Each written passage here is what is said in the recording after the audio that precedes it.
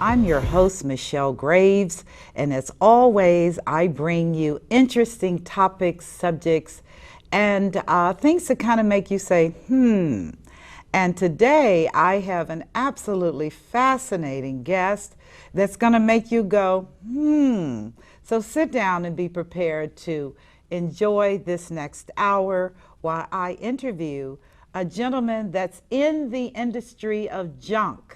Junk. His name is Pete McCreary, and he is the president and owner of Junk King. And they service Southwest Ohio. And their motto is America's fastest and greenest junk removal service. So before you say, what's that about?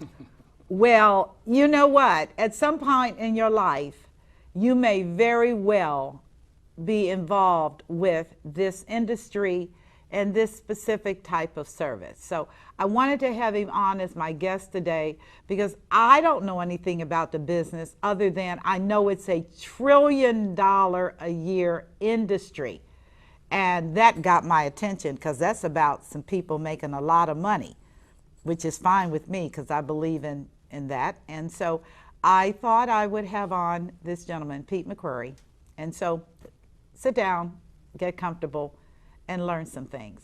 Good morning. Thank you very much, Michelle. It's great to be here. I'm glad to have you on, and I thank you so much for being willing to come on and to talk to me about this industry, your background, and give my viewers a little bit of insight into what this is all about. Okay. I know it's a huge industry. And growing. And growing. And it's growing for a reason. Yeah. Now, why would you say is the reason it's growing? Well, getting rid of things, we're a consuming culture anyway. Our culture consumes a lot of things. And Yes. so properly getting rid of things is a huge focus of a lot of our waste management today, is how do we get rid of the things, but not just how do we do it in an inexpensive or profitable way, but how do we do it responsibly, which is where Junk King comes in with the greenest part of our focus, is trying to get rid of the items that people need to get rid of or want to get rid of and do it in a responsible manner. And what is your definition of responsible? Because I'm a green queen. I don't like things that are piled up in landfills. I like things to recycle. I like to eat responsibly and healthy. And so, what makes this unique when you talk about green? Well, there seems to be a very large focus on taking existing material and repurposing it or reusing it in some form or fashion so that it doesn't end up in the landfill. So because our culture is so consumer oriented, it's just easy to just throw it out, leave it out by the curb for the trash guys. But what we do is when we go in, we're hired by our customers to come in and just haul stuff away. Usually they're larger projects that the weekly trash doesn't handle. And so we would come and do basement cleanouts or backyard cleanouts or attics, things like that. And then we have warehouses designed to, small warehouses, not large ones, but small ones designed to pull off items that can be recycled or donated. Really? So it's really fun. We, in fact, today, before the guys were off on their jobs, we pulled off a whole bunch of cardboard and packaging from someone who had moved into a home and had a whole truckload, one of our trucks, truckload full of cardboard and paper. And so we pulled all that off, and I have a baler that we put all the cardboard in the baler and we pack it all down and we fill it up, and then we run that off to a paper recycler at some point when we get a full load of that. Really? So that doesn't go in the landfill in that case. Okay, that would not go into the landfill. So are you competing with municipalities that are also trying to do recycling, like in Cincinnati, Ohio? They have a large recycling program in cooperation with I guess a landfill company. Right. No, we don't really compete with them. They have a great service, and they're very much focused on the recycling aspect of what they do, because they have a curbside pickup with a weekly go door to door to pick it up, which makes it very cost effective for them. We're hired individually for projects that are above that scope. So it could be taking out a playset in the backyard, it could be you pulled up some concrete or railroad ties, or it could be we need our basement cleaned out, or in many cases there's real estate cleanouts that come up. Really? And now so tell me about how does that work? So you get a call from a real estate company, or an agent that wants you to do a clean out to Yeah, prepare a we house got for sale or something Yeah, like we that? got a call from a Sibsey Klein agent on, I believe it was Friday. Okay. And they were closing on a house, and the new buyer said, I don't want that stuff. I need to get that stuff out of there. Really? So we scheduled an appointment for Monday. Okay. She called me back Saturday morning and said, they really, really want it out today. Can you do it? And I said, sure. So we go out and take a look at the project, and we give a quote or an estimate on what it would cost to remove that. And it's all based on volume. So it really Okay. just depends on how much space it takes up in our trucks. Okay. And the estimate, there's no cost or obligation, but 9 times out of 10, the customer says, that's great, go ahead. Okay. And then we just haul it out while we're there, and they pay us when we're done, and it's a one-stop. And so you finished. just everything Yep. and it's done. And then we go back and recycle and pull out recyclable items. Okay, because I'm trying to think, and I have to as a money person, how do you make your money with this? This is $1 billion industry.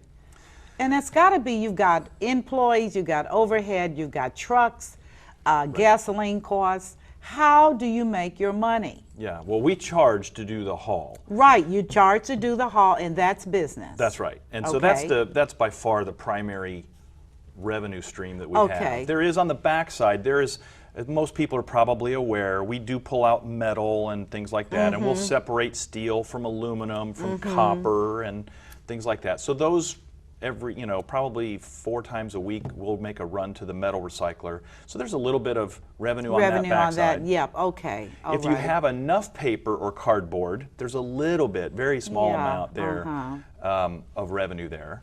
Okay. But really what it does is it actually helps, our recycling helps keep our costs down. Well, I would think so. Right, so like a mattress, for example, What- we what- recycle those. You can recycle a mattress. We Can do, you- I don't know anybody else that yeah, does. Yeah. Now tell me how, because we have to be candid. Hamilton County, Cincinnati, is in the midst of a bed bug epidemic. Yeah. And the fear is if you deal with a mattress, I know that the city won't pick up mattresses unless they're wrapped in plastic, and I don't know what they do with them.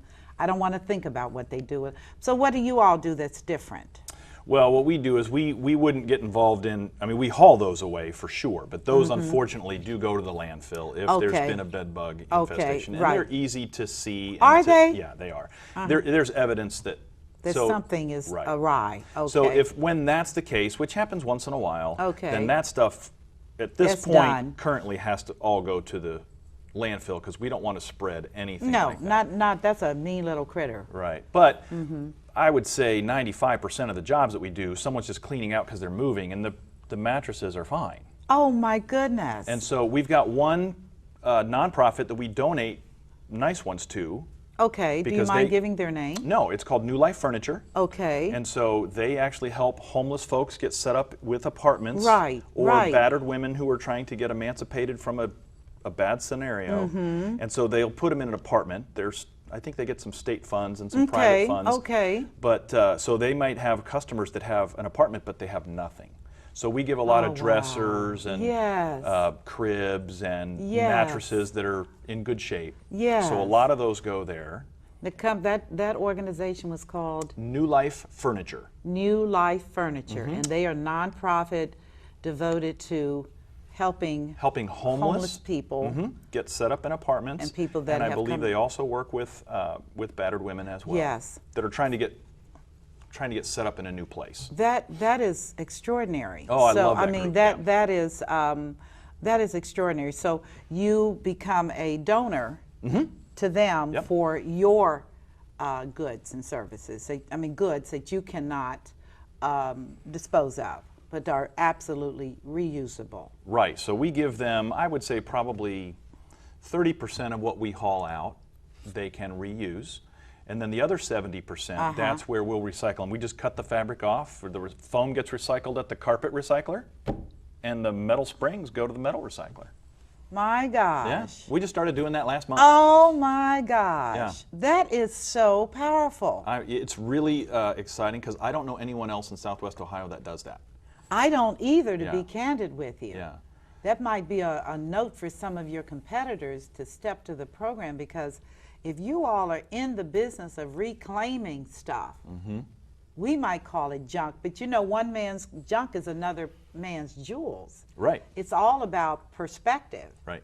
Okay, and, Yeah. I'm just saying as an aside, when you look at thrift stores and they're resurging in terms of being able to buy used clothing and all the other things, you have to buy those things, but nonetheless, as a side, their quality of their merchandise is actually better than some of the stuff that's being manufactured today, because it is real wood, Yeah, right. as opposed to particle board Right. and veneer junk. Right. I mean, the quality is absolutely better. As you can tell, I'm a thrift store Yeah. fan. Yes, because I'm just not on that anymore, Pete. I just believe we have to inhabit the earth responsibly. Yeah. And I'm just sorry, enough. Now, Yeah. I just said I'm tired. Enough of this foolishness, because it is enough. We're a consumption-oriented country, and it's just paralyzing us in terms of our values. So when you get involved, just shifting back to what you do, so when you get involved with a client, I'm assuming a client, they call you. Yeah. They tell you what they want you to do. Right. We go outside on site. You go on site, you give them a quote, they either like it or they don't, and they confirm a date. Then you come in with your crew, or you may not, because you're the CEO, you're probably not running around with those crews, but they come in and then they remove everything. Yes. And then it's hauled back to your facility where it is then sorted out and distributed or recycled or repurposed into all of these different venues. Correct. Do you see that industry exploding? The Oh, yeah. recyclables? Oh yeah, that's the I mean, funnest part. Cohen is huge. Yeah. I remember when they were. Yep. But they're now huge. Yeah. And then venues. But is that a trend you think that's going to continue? Oh, there's no doubt. I think as we see the amount of debris that we're throwing away in our landfills every day, it is staggering. If you pull up on a landfill and just watch sometime during the week when the garbage trucks are out running around, there's just lines of 30 or 40 trucks in a row. 30 and 40 trucks Yeah. with junk? Yeah, and these are semis. Semis? Yeah, or some of the garbage trucks that you'll see. Right. So, when we go there, a lot of times we'll get in line, and you're in line for half an hour just to get dump. rid. What is the ultimate outcome of that? A big mountain A big mountain. of trash. And ultimately, we need to find more space then to do that when that gets full.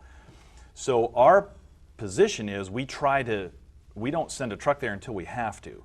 So I've got 3 trucks currently, and then we'll consolidate, pull off all the items that we can recycle. Okay. And then we'll fill up one truck. Like Saturday, for instance, I think we only had 1 full truck of trash, but we did 11 jobs. 11 jobs, Right. but really only 1 truck. So the others were recyclables? Or they were, yes. Like a lot of our jobs are a quarter of a truck, or small, like a couch. Okay, We'll do that a they couch. want hauled off. Right. Okay. So some of them are smaller, but yeah, so we did 11 jobs on Saturday, but we only had 1 full truck of junk at the end of the day after we had consolidated everything. Oh my goodness, that is so absolutely amazing. Do you think people are calling you rather than calling the traditional venues, as we look back historically, have been goodwill industry that provides work for the challenged? And then you have your St. Vincent, and then you have your Vietnam vets, and all of these little side organizations that do reselling for their various agendas. Do you see that people are just letting that go? Because they've tightened up on their criteria. Right, that's right. They have. They don't want anything, and they're not coming to get anything. It's got to be what they consider good condition and ready to sell. Yeah, and they don't always have a service that will go out and get them either. Oh, okay. Some do. Okay. Some do, Okay. and so they'll go out and they'll say, I'll take this and this and this, because again, they're looking for something they can sell. Exactly. So I think in a lot of cases, people are calling us, for instance, because we'll go out, we'll take it all, Right. and then we'll store it until we get enough of a particular type of, it could be concrete, it could be wood, it could be furniture, it could be electronic waste, any of those. But once we get half a truckload, we'll call the recycler or the nonprofit, and they'll back up. And in that case, they're getting a whole truck full of full of items that they know to be in good shape. Right. Is wood recyclable? Some. Some is. Yeah. When we do a lot of garage cleanouts, and there's those old 2x4s and 2x12s. Right, right. We donate those either to a company called Building Value. Yes, yes. Or the Restore. Right. And they. Right. Those are fine nonprofits. I think Restore is Habitat That's right. for Humanity. So that's a very dear organization. And Building Value, I know they're nonprofit as well. I'm not real sure. Easter seals. Is it Easter seals? Oh, for the babies. Okay, that's a good one too. So wood can be recycled. If it's in good shape, yes. Okay. Some wood, it's still, that's probably my, mattresses were my first focus of trying to find a solution for those. Wood is the next one. So the mattress solution, as I understand you, is if it's in good condition, you can have it sterilized perhaps. How does the mattress get cleaned? We donate that and they clean And they do it, okay. But you do a visual inspection. Always. And then you make a decision, this is going to work or it's not going to work. If it's not going to work, it goes to the landfill. What the heck do they do with it? It gets buried. It gets buried. What about the little springs that are metal? Does that have any use or? Well, it can get melted down and reused as recycled steel. Okay. But not if it's in a landfill, clearly. Right. And those take up a lot of space. I would think they take up a lot of space. And they take over 100 years to break down. 100 years, Pete? Well, you got to get through the foam and you got to get through. Yeah. You know. Oh, yeah. That's why actually the foam is one of the best things to recycle out of that. So you take the foam out of the mattress and that gets recycled. Right. That's good. That's very good. Yeah, I didn't even fun. know that. Yeah. You strip the mattress of its meat, right, so to speak, and that goes to a foam. A carpet company that recycles carpet padding. Carpet padding. They break it down, wash it, and then they remake more carpet pads out of it. But they take the foam from mattresses and they take the foam. That is good to know. Yeah. Because I tell you, when you look at the level of waste that we are dealing with at this time in history, and I think more and more people are becoming conscious of their corporate responsibility. Yes.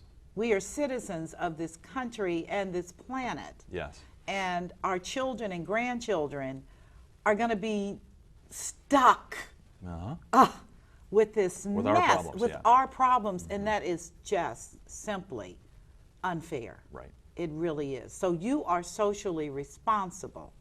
That is very, very important to me. Well, it's the I like that. most fun part of the business for me. Is it? It is. I loved. We had a couple of jobs where we hauled 2 tons of coal. Coal. Coal. As in The stuff black stuff that you burn to heat. Some older homes that were nice homes, but they used to have way back 50 years ago. They had coal burning furnaces. Right. They sold their homes, two different cases, and we went in and hauled it out. My goodness. Yeah. They had coal in the basement? My words. That's a big job. Yes. The weight of the coal. A couple of tons, I think, in both cases. It was, Wow. 3,000 or 4,000 pounds in each case. Where does that go? Well, I didn't know at first, and we get that from time to time where stuff comes in and I think, Like, what? am I going to do with this? What? We threw it out on Craigslist for free. Yes. And one guy came and he saw it, came and picked it up in his large pickup truck and drove it down to eastern Kentucky for a poor Christian family down there that needed coal to burn. Wonderful. Yeah. Yeah, that was a Christian Appalachian Project was the name of that organization. The gentleman there was part of that. The other one, a guy came by, I think he lived out east, and he actually burned coal. And came and get a big old military vehicle that he had. That he oh came my down gosh. You know what? This whole conversation is giving me such a renewed hope because I'm telling you, I have such a great faith in our country. And the fact that when Americans see that there's a problem, we're going to get it worked out. Yeah, it really is a great thing to be a part of. It really is. So you put the coal on Craigslist. Who'd ever think people be looking for coal on? What did you list it under? Things to pick up? Just free? Yeah, free stuff? Free coal. Yeah, Craigslist has a whole. That is absolutely one of my favorites. You got to be careful, but right, because it is the community. But Craigslist is such a great place to find stuff and to get rid of stuff you want to get rid of. It's great. It is. Yeah. So you've got a resource now for coal, and you've developed 2 relationships as well. Right. Because the gentleman that does the Christian Appalachian Project knows who you are. And I can trust you that he's going to be calling you about other things. Yeah. Next time I get coal. Yeah, at least the next time you get Right. coal, because there are people suffering and that need heat. Winter's coming. Right. It's a fact. Right. So tell me, I am just dying to know about some juicy stories. Okay. Give me a juicy story about a hoarder, because people, well, back in the day, people did not talk about people that hoarded. They just said that they have clutter. Right. And you never saw inside because their drapes were always closed. But what has your experience been with that one? Do hoarders call you, or do their families? It's usually the family. Their families will call you, and what do they say?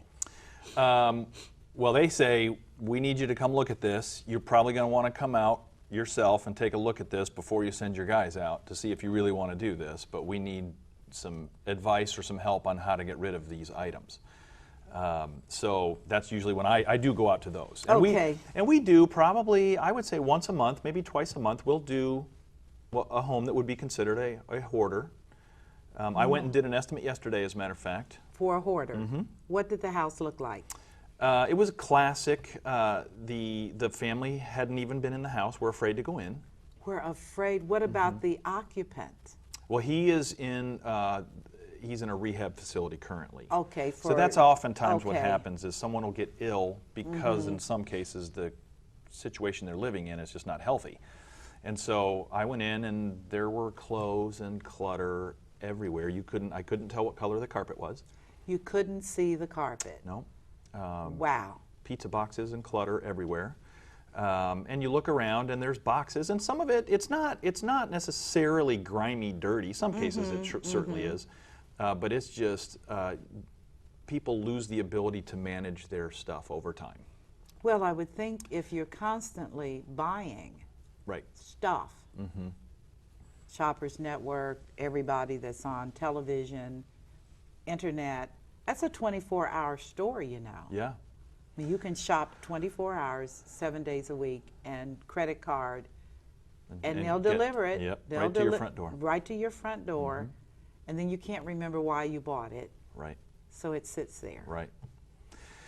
So I walked in, Yeah. and he story. waited till I got in. He waited till I got in, and then I went looking through, and again, we charge by volume, so I'm trying to get a feel for how many of my trucks this will take. And so I came back out and told him, yeah, it's typical for this. It's not extraordinary from a hoarder scenario, but it was about, for our trucks, it was about 6 trucks. 6 trucks. And each of my trucks is 18 cubic yards in size, so it's the equivalent of 6 pickup trucks. Each one of my trucks would be like 6 pickup truck loads. So and you had 6 trucks? And I had 6 of my trucks. So that's 36 pickup trucks. Correct. To remove get rid of this stuff. And there probably are some critters in this particular case. So yes. yeah. So but at the point you can't see the carpet. Right. And they wanted the carpet pulled up. And oh, they wanted the carpet pulled up in addition as well. To, yeah. So move everything out, pull carpet up, and you do that as well. Yep. Wow. Yep. So it would take. Is that an all-day job? It's 2 trucks all day. So it would take. We can move on a job like that. We can move 5 or 6 trucks out in a day. So we take guys 2 trucks, and we just load them up. Wow. And so it was a 2-bedroom, single-story home with a basement, small basement, and it was 6 trucks full of things. So 6 trucks. Now, did you take appliances as well, or just? we will in that Okay, case. you And we will? often. Okay. Yeah. Sometimes they stay, sometimes they go, but yeah, we take those. What do you do about appliances? It depends on the condition that they're in. The restore actually likes appliances, so if they're in a shape where they're reusable, then we store them and we let the restore take them when they come by for Okay. their weekly pickup. And then if they're not, then we have a process where the Freon has to be removed properly. We actually have a little surcharge on refrigerators because we have to take the Freon out, and then the refrigerator can go to the scrap yard. Okay. Like any other, but the scrap yards will not take them with a compressor that's still attached. They want the Freon out. So we have a couple of different processes for that to take the Freon out. Usually I bring in a contractor for it. Okay, to do take that, yeah. to do that type of thing. You do know that, at least in Southern Ohio, I think Duke Energy is recycling. They'll pick up your refrigerator. They will. And Yeah. and I think the goal, if I understand it correctly, is that they're trying to encourage efficient appliances.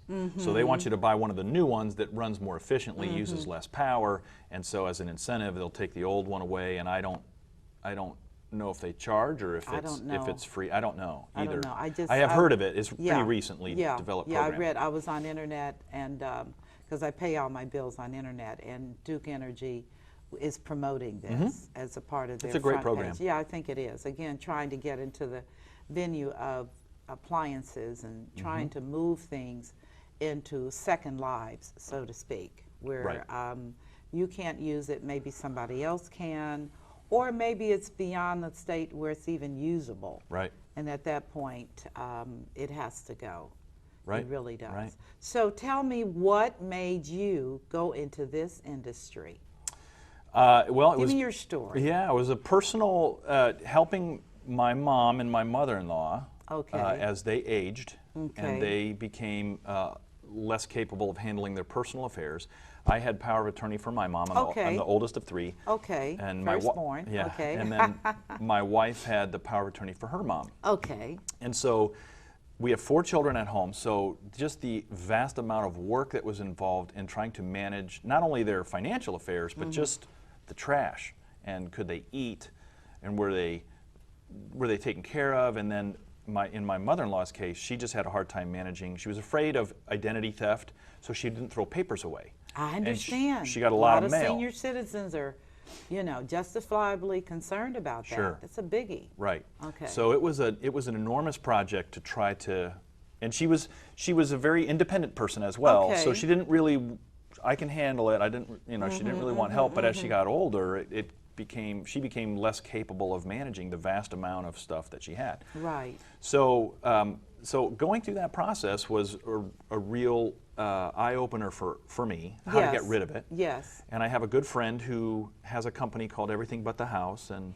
yes, so, yeah. I buy from that site. Yes. I love that company. Yeah, Jackie's a friend Yeah, I of mean, ours. really, Yeah. I love that company. Yeah, it's a great company. It's a great and her company. daughter and my daughter did gymnastics together, so we would sit at these 4-hour gymnastics meets and just talk about the business. Yes, she's in a phenomenal business. Yeah. So we do a lot of their junk removal. Okay, I bet you do. So 2 years ago, I found Junk King, and and I really wanted to be a part of it. It was a fairly young organization at that time and growing. Yes. So I bought in, and I own the Cincinnati and the Dayton markets. So you are in Southwest, so Dayton, all the way to the river? And in the northern Kentucky area as well. That's important because we do have viewers in northern Kentucky. So how far down in Kentucky will you go? Union. Union? Union, and then I had a crew down in Alexandria today, so they were way down there. Yeah, yeah. Nice people. Yeah. I'm It's a very good drive girl. for us. I like Kentucky people a lot. Sure. Well, that's good. So you made a decision. It was a business decision, or was it just something, because you came out of a very different industry, correct? Yes. At the time, I was in corporate sales for Paychex, the payroll company. Okay. Which was a great company, and I enjoyed my work there. But as I got older, I wanted to do something that I felt had some long-term equity in it and was doing something to actually help people. Right. And not that payroll doesn't, but Right, it but wasn't. it's a different venue. Right. It is. Right. Corporate is not, I mean, you're sitting there behind a desk, you're on the phone. It's not the same as when you're touching people's lives. Right. It's different. Yeah, so I worked on my business plan, and then I gave notice to Paychecks and told them what I wanted to do, and they wished me the best. And, Of course. and I'm off, and so you know, it's a huge joy for me when we get done with a job and someone goes, "Oh my gosh, this is great! I'm so glad I called you guys," because usually we're there in less than an hour and it's gone. And it's done. But you know what? It's one of the things, and because I work with so many people that are retirees and elderly, the thing about stuff is that you've got to make a decision. I'm not buying anymore. Yeah. That's the decision. Yeah. And if I buy something, something has to leave. Right. Right. And if I bring something in, something has to leave of the same genre. So if I buy a dress has to be donated. That's because great. what happens, I think, and with people as they don't let go of things. It's tough on the kids. It's very tough. Like, why are we still looking at this? And there is an emotional attachment. Have you had people to cry when you move things? Yeah, we do. What we find more often than that is where typically you have a spouse that's a purger and a spouse that's a collector. Oh my gosh. So we'll get called by the purger when the collector's not home. So yeah.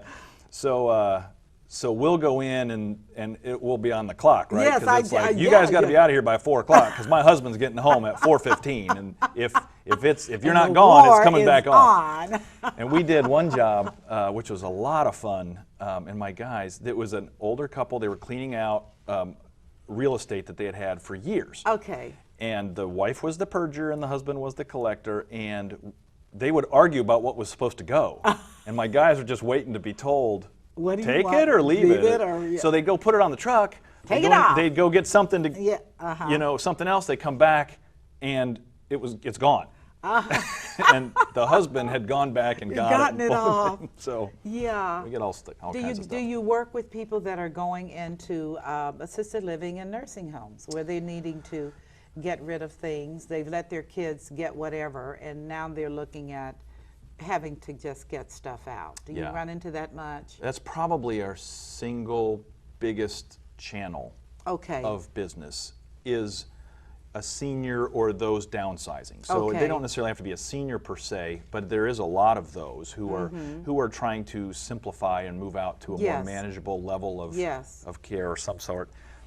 Or it's someone that's just decided that they're going to downsize and move into a more manageable home. They raise their kids, the kids are grown, and we just want something a little smaller. Well, that is not going to reverse. I'm sure you already know that there's 78 million of us, baby boomers, that are going to be downsizing over the next 20 years. Because we are no longer young people raising children and doing the things that younger people do. Want to simplify, want to be able to live the older years in a freer environment. Sure. So have you seen an increase in that type of demand? Yes, I think, and I think there's a general desire for simplicity. You know, we're a stressed out country in some ways, and so some people just, you know, let me just simplify. Right. Let me just make life easier, and less stuff tends to make things simpler. I could not agree with you more, because I am truly in a simplification mode. Serious, Pete. I'm just not feeling that anymore. When people talk about stuff, I'm like, how many dresses are you going to wear in a week? How many new gadgets are you going to buy? Right. I mean, it never stops. It just never stops until we say enough and just, I don't want to do this anymore. I have a very real passion for missions work overseas. That's my thing. And when you see the level of poverty that people are living in other countries. They don't have a bed, they don't have anything. And then you look at where we are, we're obese, we are addicts, we have stuff, shoes, clothing, and it's just too much. Yeah, it's throwaway. It's just too much. Yeah. So you would say your business focuses on anyone in southwestern Ohio and northern Kentucky that wants to clean out as well. You do corporate clean outs as well? We do warehouse clean outs. And, yeah. Okay. And how does that work? A company calls? It's very similar. It could be that they're moving and shutting down their business, or doing, they've dropped a line of products. We've done a couple of jobs like that where this whole division is shutting down, or it's moved to Iowa or something, and so we just need to get rid of all of this kind of Really? things. Is that recyclable? A lot of times, yeah. Yeah. Wow. A lot of times. It just depends on what it is, and if it can be, we will try to find another home or a process to get it put back into use. Okay. So it just depends. Okay. Corporate, we're going to do a job, I think, soon, where it was a company downtown that moved locations and had a lot of older furniture that they were able to sell some of it and donate some of it, but then in the end you have broken furniture that What happens to that?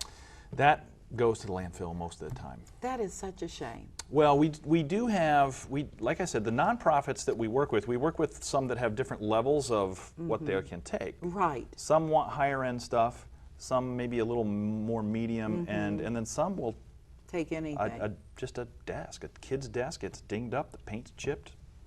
We just want a desk for a child because they have nothing.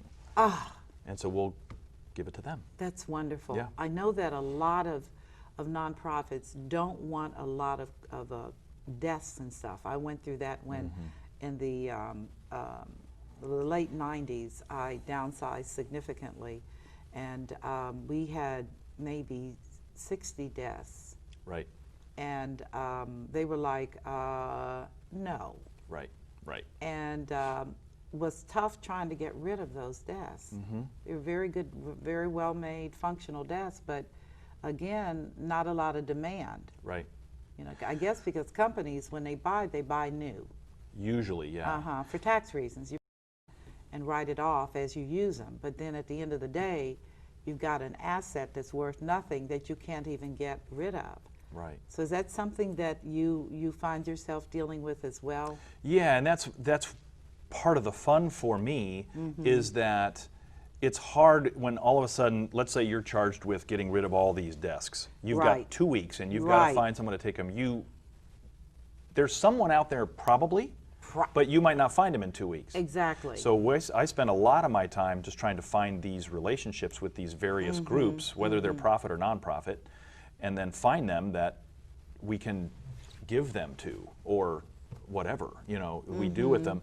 So that way, when that situation does arise, and I get 40 office desks, you have a source. I have a source. Or if they're metal, we can always break down the metal and recycle the metal. Yeah, but you can. You can do that. And that's why, that's the fun part for me, is finding those places that would be hard for anybody just on their own to find. Whether it's concrete, we recycle concrete. And concrete? Concrete gets recycled. How do you recycle concrete? What is that used for? They grind it up, Yeah. and then they sell it as fill to contractors who are laying gravel down underneath patios and homes. Really? All of our concrete we take to a concrete recycler. Oh my goodness gracious.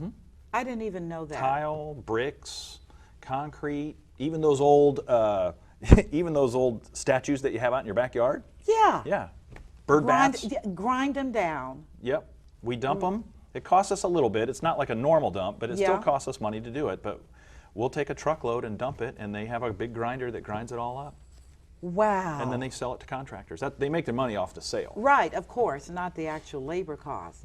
That is absolutely amazing. It's fun. This is absolutely, so now how do you find good people to work for you? That's a great question. And that is, that's a secret, I think, for me, frankly. I have been a member of the same church for 25 years, and a lot of the folks that I've been able to bring on to the fold are people that I've known. I've known their families. Okay. I've That's a nice thing about longevity at a church. Right. You do know your people. Right. And so a lot of, well, it's, I don't know if it's half and half or what, but and so once I had my core group of people that I knew were good people, respectful, honest people, then Yes. from there I tend to ask them and work through their networks of people. Who do you know that gets the Junk King way of doing this? Who can treat the customers respectfully and honestly? Yes. Go above and beyond. Yes. Because I do ask them to do that. Because I Yes. really absolutely want to be the best. Right. And so I ask them that. And so they'll give me referrals of people, and it goes from there. yeah, I got about 15 now. So it's, You have 15 honest. I'm That is a blessing, Yeah. Pete. Yeah, it really is. And so I'm so fortunate serious. there. Yeah. But you started with your core group from your church. Yeah, I think all but one. Yeah. Well, because you know. Mm-hmm. Because the thing about hiring today is you don't know. Right. And there's so many different value sets out here Yeah. for who determines whether their definition of honesty Right. is your definition of honesty. Because there are just levels of issues around integrity. And of course, that's my big thing, which is I will fire you on the spot Right. if you are That's right. abusive or disrespectful to one of my clients. You just need to keep moving because I'm not going to have it. But so many people have been raised in an environment that does not support that type of value set. Right. That's right. I mean, for real, you got parents talking to their children in a very, very, to me, it's most unacceptable to talk to your children in any way that is demeaning. Right. I mean, it has weights. Sure. And so I just wondered how you were able to overcome that. So you start with your core within your church family and then fan out from there. And we'll put ads out there from time to time, but then we'll bring them in and let them ride with the group and see how they fit in. And see if they. I bet that's interesting. Yeah, it is. I bet Well, we're that's- going in people's homes, so we're going in basements and attics and bedrooms, and we're hauling stuff out. So I have to have.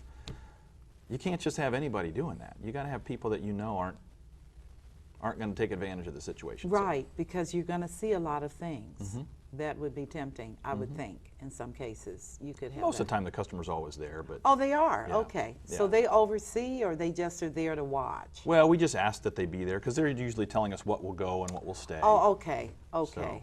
I mean, if it's a vacant house that we're doing for a property management company, they contract us, but that's vacant and people yeah, have that's already left crisp. it. Yeah, okay. So the real estate industry, despite the challenges that have been in real estate, and they're real since 2008, you are still working actively in those markets as well. Oh, yeah.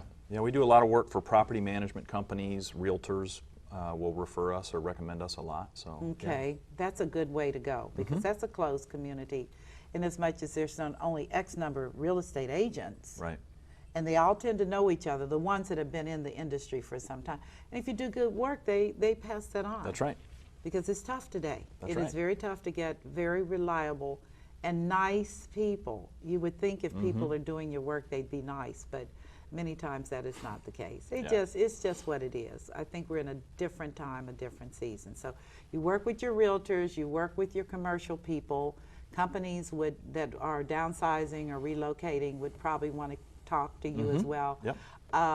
You also work with residential accounts, which is That's people. about 70% of our business. 70% of your business is residential, and that is people that just want to clean and are overwhelmed. Yep. Or I got to get rid of a hot tub.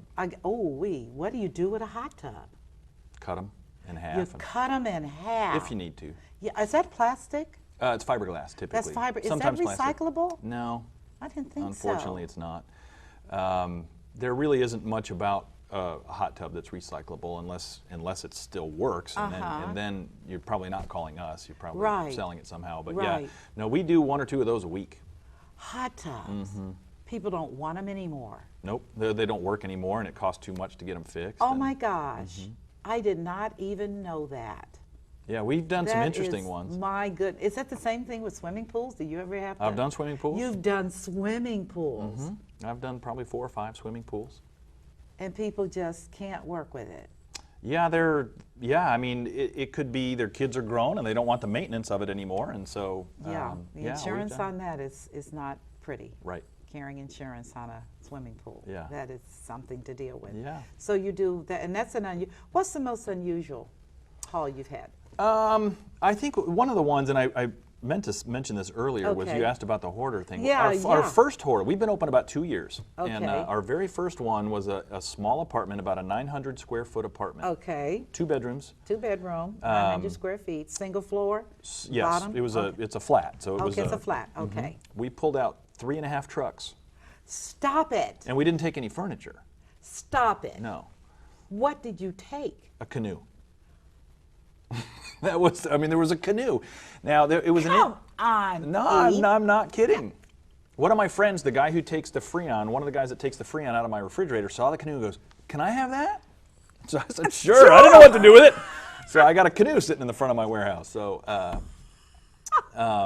but that particular gentleman had a bunch of gunpowder in the apartment and a bunch of lead. So he made his own ammunition.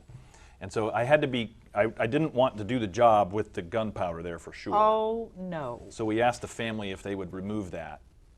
We don't do any type of And hazardous. where was the gentleman?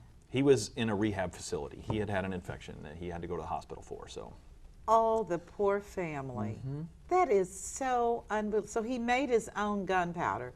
So I'm assuming well, he had gun. He made his own ammunition. he made his own ammunition. Did the guns have to be removed as well, or did the family keep those? They came in and removed all that before we started Okay, in. all righty. So you all just had everything else Right. to deal with. Right. Unbelievable. Yeah, that was an interesting one. A canoe. Yeah, we've A canoe. a golf cart. We've done a golf cart. We pulled out before. I still have it.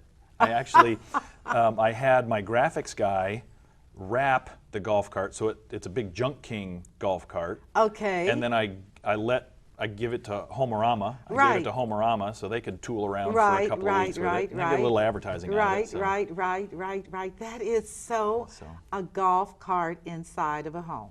It was in a warehouse. It was a warehouse. Okay, thing. it's a warehouse situation, but it did work, and they didn't care.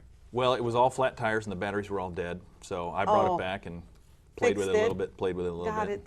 That sounds like fun. Yeah, You've yeah. got a fun job. My son, who's 9, thinks I have the greatest job on I the am planet. going to say every boy on earth under the age of Yeah. 12 Yeah. is sitting here salivating right now Yeah. saying, how do I get to ride with this guy? That's right. Do you ever take him out with you? Occasionally I do. Like on Uh-huh. a Saturday, we will do that. He'll just come in sometimes and he'll come and he'll just play. He just plays in my warehouse. Because we get toys. We donate, Yes, donate okay, toys. okay. So we'll get a big bin of toys and he's got a remote control Yeah. Oh, yeah. car we pulled out of someplace. He puts batteries in it and he's... And gone. Oh, yeah. That is so absolutely and totally fascinating. Now, do you have any family members involved with your company, or is it just you and your employees? Well, but not yet. My oldest daughter is 17, so my kids Okay. are still young. Yeah, they are young. Yeah. Okay. My wife has a full-time job taking care of them. Yes, that is a full-time Yeah. job. And she homeschools our kids. Okay, and so that's and good. she works part-time Okay. at a gym to help defray the costs of dance and gymnastics. Oh, and all because that kids other are stuff. expensive. Okay, they have a life. So I have a general manager Mm-hmm. who works with me. His name's Jay Ford, and he's great. He's Okay. really a solid guy. Been building houses for a long, long time, and then came to work for me about 1.5 years ago. So he's a person you knew prior to? Mm-hmm. Okay, so you invited him in as well. Yeah. This is a very good story. Yeah, it's a lot of fun. I really do. So what are some of the challenges with every business when you start off and you build. And at Yep. some point, you're going to have to make a decision. Yeah. The decision is, do I expand or do I sell out and move on? Right. It's not my intent to sell out at any point. It's a Okay. very interesting business, and I have a lot of energy and passion for finding new things to recycle. So I anticipate that. We're still a pretty young business, so I do want to grow quite a bit. We're just now entering the Dayton market, which I'm really excited about. Aren't so. you a Daytonian? I am. I grew up in Kettering. Oh my goodness, a lovely city. Fairmont West Dragons. It doesn't exist anymore That's okay. as it did, but yeah. That's okay. So you're a Daytonian. Well, I'm sure they're going to welcome you back home. Yeah, well, I know they will. yeah, my brother still lives here. So, Oh, does he? and his wife, Okay, sure. that is very good. So, as you're looking at this actually to be your retirement. Yeah, I mean it's a long-term plan, I think, and then I also have the master franchise development contract for Junk King for Ohio as well. Tell me about that. How does that work? So I am looking to develop and work and establish Junk King businesses in the rest of the state as well. So people that would want to get into this type of business can call you? They sure can. What is your number? The easiest way to reach Junk King is our call center number. What number is that? 888-888-JUNK. 888-888-JUNK. Yeah, that's how So you if a reach us. person is interested in doing what you do in another part of the state of Ohio, then they can call you. That's and right. you can walk them through those steps. That's exactly right. Yeah. Okay. Do very many people know you're doing this? Are you getting calls? Oh yeah. Well, we're sort of advertising a little bit of those opportunities. Yeah. We just actually set up someone in the Cleveland and Akron area. Oh, Cleveland's huge. Yeah, 2 weeks ago. Huge. Okay. And then I'm in talks with people in Toledo and Okay. other parts as well. Okay. So there's one in Okay. Columbus now. Oh, there's one in Columbus. That's a booming area too. It is. It is. Columbus is a very high growth community. Yeah. A lot of things going on. Yeah. But that is very, very interesting, Pete. So you've got your infrastructure. You're using a franchise form of business, which is validated and credible. If you want to do success, you do franchise. It's just proven. In the early days, it was like, but this is now done. Franchising is absolutely a good way to get your foot in the door without having to go through the learning curve. And banks will finance franchises. Yeah, I didn't need that, but Well, yeah, good that's for yeah, you. that's it's Junk King's a great overall organization, and Yes. we do well in just about every market. Where are they that we're in. headquartered? San Carlos, California. Ah, Californians. It would take California to come up with this. I mean, not in a negative way. California, 1/3 of the U.S. population lives in California, Pete. Is that right? Yes. I didn't know that. Yes, 1/3 of America is out there having fun. Wow. Yes. Wow. And hoarding Yeah. everything. Yeah. I mean, those people are consumers. But that's interesting. So they're headquartered there, and you are the master franchise For Ohio. For Ohio, and you have your actual operations in Southwest Ohio. Can you give us the phone number again? Because our time is wrapping up. Sure. The call center number, the easiest way to reach Junk King is 888-888-5865. Can they ask for you, Pete? They can. You can call me directly if you'd like. Well, give me that number. Yeah, my number there is 513-800-3941. Say it again. 513-800-3941. Okay. So if people want stuff moved out, but you don't remove humans. No, we don't take humans, the and we don't take irritating hazardous waste. husband, Yeah, and I've been asked. The irritating wife. I have been asked. The irritating children. Yeah. The grumpy little dog. Yeah. You don't touch that. No. But everything else you will. Everything except hazardous waste. Okay. Yeah, and just- that is, you know what my hope is in the concluding time we have here, is that there can be an answer for how to recycle plastic. We do some. Okay. That has changed recently, which makes it hard. And some plastic, much of plastic is recyclable Really? if you can get enough of it to the right place Okay. of the right kind. There's so many Okay. different kinds of plastic. That's what's hard. Yes, right. And China recently changed how they were buying plastic and how they were taking plastic. So it's gotten harder in the last 6 months. But yeah. Well, they're dealing with their own environmental issues. Right, that's right. China has 2 billion people that are busily buying now. Right. So that's going to be interesting. And the community that I was in, Shenzhen, there are huge mounds of landfills. Yeah. And it was filthy, Yeah. and it was awful. Yeah. It really was. So I hope they have an answer. They've got a real problem emerging. But listen, I have enjoyed this time with you. Good, me too. I'm so just grateful for your willingness to be open and transparent with me. Sure. I wish you only the very best of success. I Thank know I'll be reading and hearing about you in the days ahead. And I just want to thank you. And to all of my viewers today, was not that fascinating? Pete McCreary and Junk King. Bet you didn't know about the junk business, okay, other than Sanford and Son, okay? Serious business, a $1 trillion industry, and only going to get bigger. Thank you for being a part of my world today. I'm Michelle Graves, the Money Lady, wishing you a wonderful, stellar day, and God bless you. You take care.